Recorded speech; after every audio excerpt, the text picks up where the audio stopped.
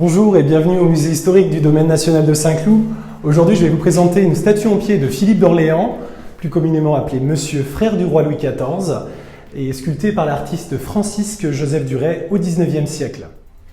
Cette statue est une commande du roi Louis-Philippe Ier, descendant direct de Monsieur, qu'il souhaite voir implantée au sein du musée dédié aux gloires de la France, au château de Versailles, sous son règne, dans les années 1830.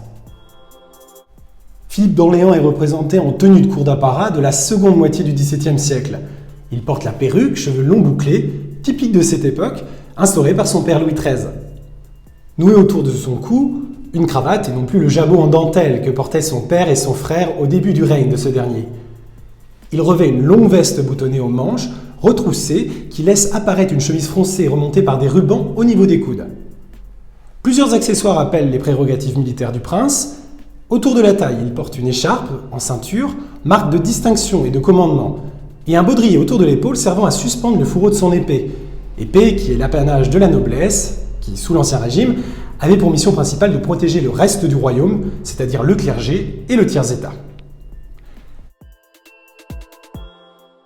Dans sa main droite, Philippe d'Orléans tient le bâton de commandement, qui représente son statut d'homme militaire, car une partie de sa vie, il sera envoyé sur différents champs de bataille au nom de son frère Louis XIV.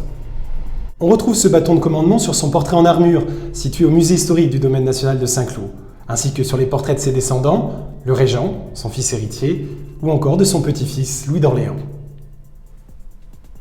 Sur le côté gauche de sa veste, l'insigne de l'ordre du Saint-Esprit en broderie d'argent, une croix de Malte avec en son centre une colombe aux ailes déployées, représentation de l'Esprit Saint.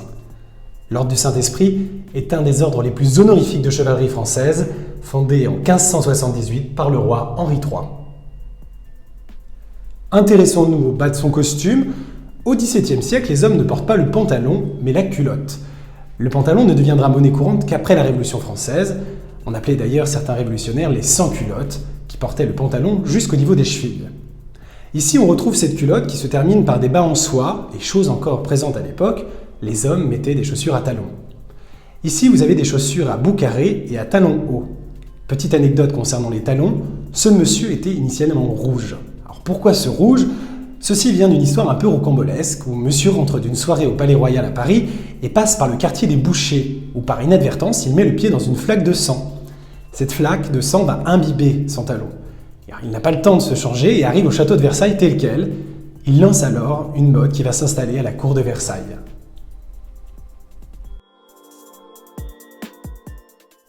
Cette statue n'est pas en soi une représentation fidèle de Monsieur, car elle est réalisée au XIXe siècle. En revanche, l'artiste cherche à honorer le personnage qui était Monsieur en tant que premier de la lignée des Orléans et dont le roi Louis-Philippe était le descendant direct.